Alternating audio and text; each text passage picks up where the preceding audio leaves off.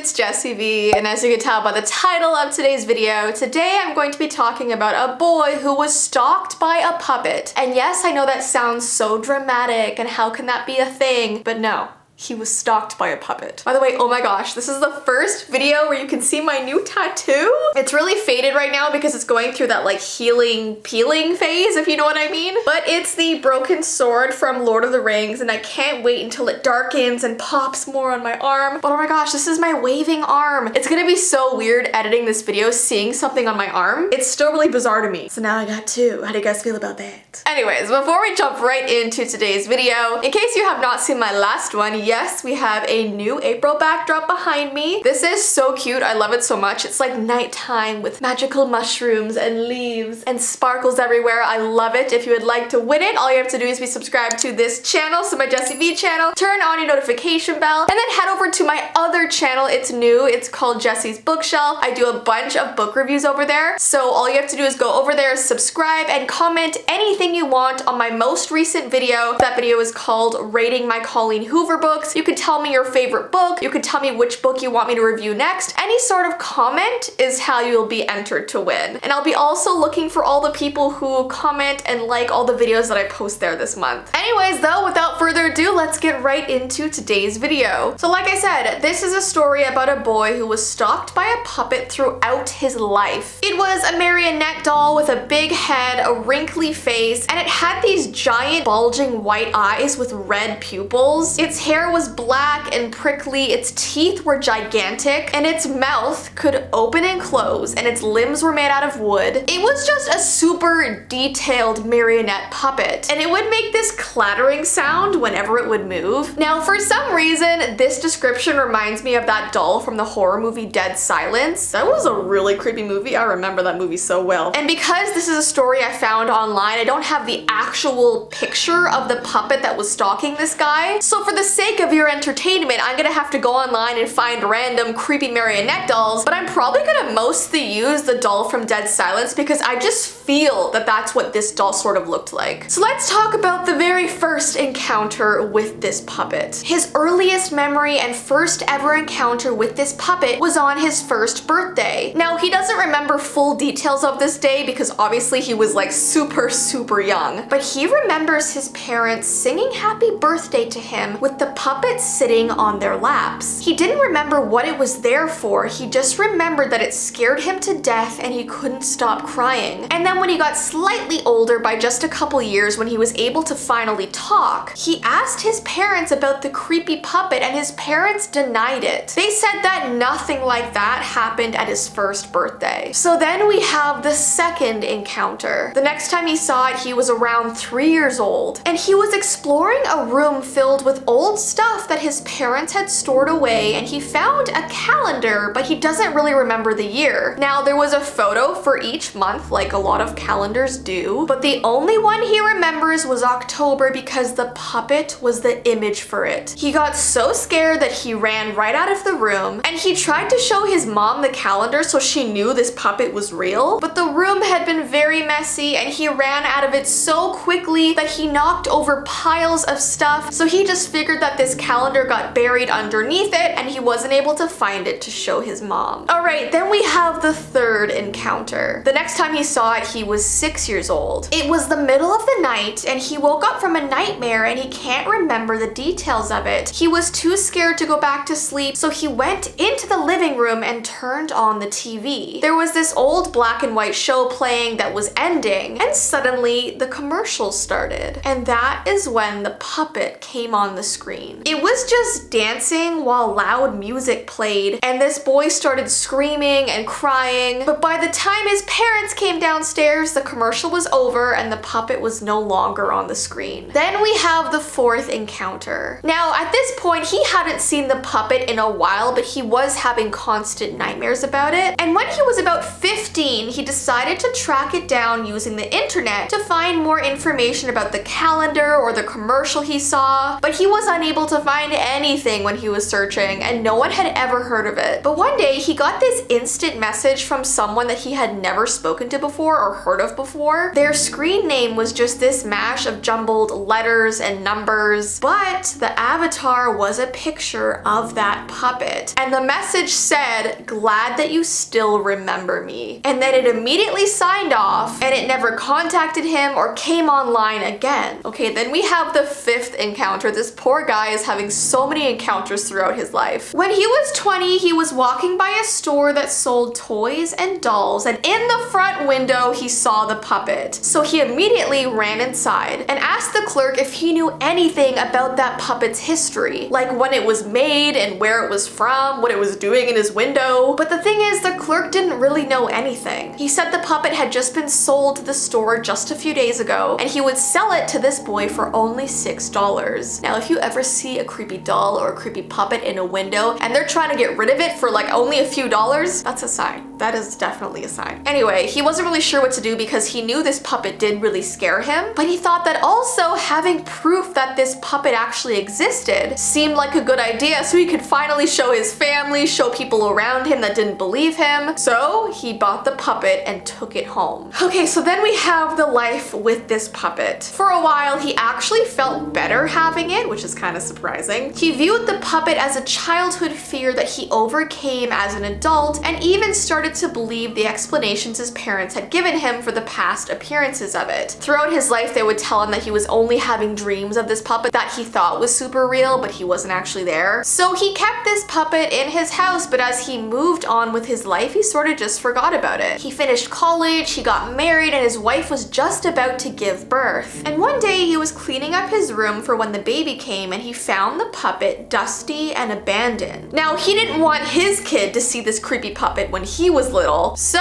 he picked it up and decided to put it in a safe place, but decided that he might as well wipe the dust off before he put it away. Now, when he dusted it, he noticed this faded inscription on the very back, and it said, "This is what he'll look like." Now, before he could even figure out what that meant, he suddenly heard his wife crying down the hallway. He rushed right over to her, and she looked so upset, like more than she had ever been in her life. She was sobbing and told him that the doctor had just phoned her and said that there was something wrong with the baby. And that is how this story ended, so it's sort of up for interpretation. I don't really know what this means, but the fact that the inscription said, "This is what he'll look like," I feel that because this puppet has been ruining his life, showing up constantly, I feel like his kid is gonna look just like the puppet, which is terrifying. Oh my gosh, could you just imagine? I feel bad for the kid, but I also feel bad for this father because finally he can never escape it, you know? His kid will always look like that. He can't just abandon his child. So yeah, I thought that was a really creepy story. I really enjoyed reading it. This story is actually written by K.I. Simpson. I thought it was such a good job. I'll link it down below as well. But yeah, let me know your interpretation of the ending. It's kind of scary. Anyways though guys, that is the end of today's video. If you want me to do more creepypastas like this and make it like a whole video, give this video a thumbs up and let me know. Don't forget to enter to win the backdrop. Head over to my Jessie's Bookshelf channel. And once again, we have so many more Adopt a Gnomes. If you see one that you love the style of, we have so many. I've linked them down below. But I hope you guys have an awesome rest of your day, and I will see you in my next video.